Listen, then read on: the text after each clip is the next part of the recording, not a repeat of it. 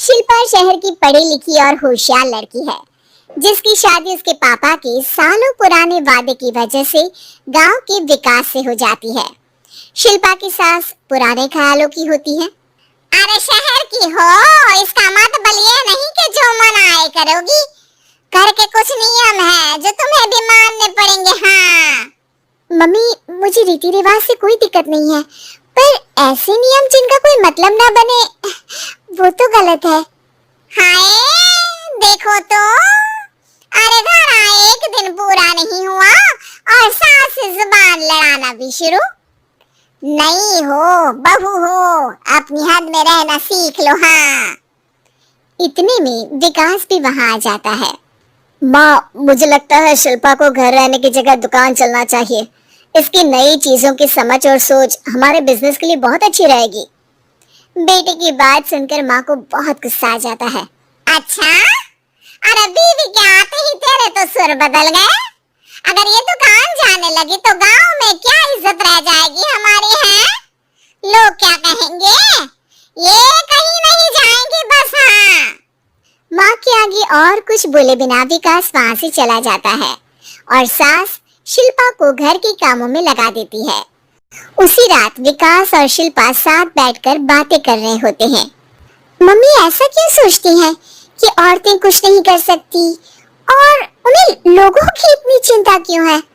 पापा की डेथ के बाद माँ ने दुकान संभालने की कोशिश की थी, पर लोगों ने उल्टी सीधी बातें सुनाकर उनका आत्मविश्वास इतना गिरा दिया कि वो कुछ कर ही नहीं पाई और सोचने लगी कि शायद औरतें ये सब कर ही नहीं सकती, इसलिए उनसे भी नहीं हुआ।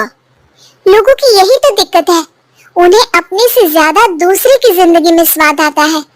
वैसे लोग जिनसे डरते हैं ना, उन्हें ही तोड़ने की कोशिश करते हैं। आप फिक्र मत करो, मम्मी की सोच बदलने का तरीका है मेरे पास।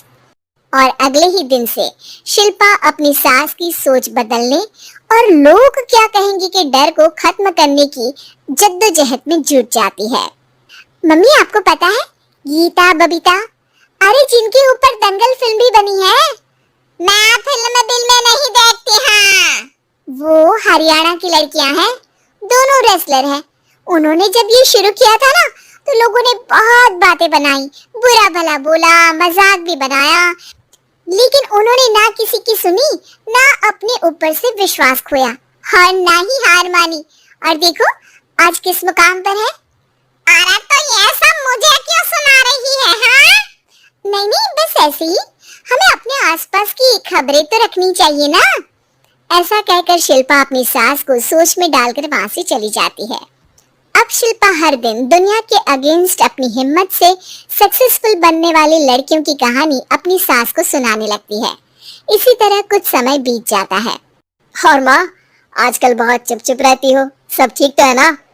बस कुछ सोचती रहती हैं, इसीलिए ज्यादा बोल नहीं पाती। ऐसा क्यों हुआ माँ, कोई दिक्कत है क्या? अरे तेरी पत्नी ही दिक्कत है। मैंने क्या किया? अरे रोज मुझे कुछ समझाने के मकसद से एक नई कहानी सुनाती है, पर खुद नहीं जानती कि मुझे सब पहले से पता है। हाँ तो फिर दिक्कत क्या है माँ? लोग क्या कहेंगे? अरे उनका तो काम ही है कुछ ना कुछ कहना। आप ये सोचो कि उन्हें नजरअंदाज करके हम साथ मिलकर किस ऊंचाई पर पहुंच सकते हैं। बेटी और बहू की बातों से सोच में पड़ी माँ वहां से चली जाती है। अगली सुबह सबसे पहले तैयार सास आवाज लगाकर बेटी और बहू को बुलाने लगती है। अरे कहाँ सोते पड़े हो दोनों? किसी को घर में कोई काम नहीं है क्या? हाँ सास की आवाज सुन शिल्पा भागती हुई कमरे से बाहर निकल आती है, जिसके पीछे विकास भी बाहर आ जाता है। मम्मी आप इतनी सुबह तैयार होकर कहाँ जा रही हैं? अरे किसी नई शुरुआत से पहले भगवान का आशीर्वाद बनता है या नहीं? मैं सीधा दुकान जाऊंगी, तुम काम निपटा कर आ जाना है। सास की बात सुन शिल्पा और विकास खुशी से फूले नहीं समाते। ये हुई ना मेरी माँ वाली बात।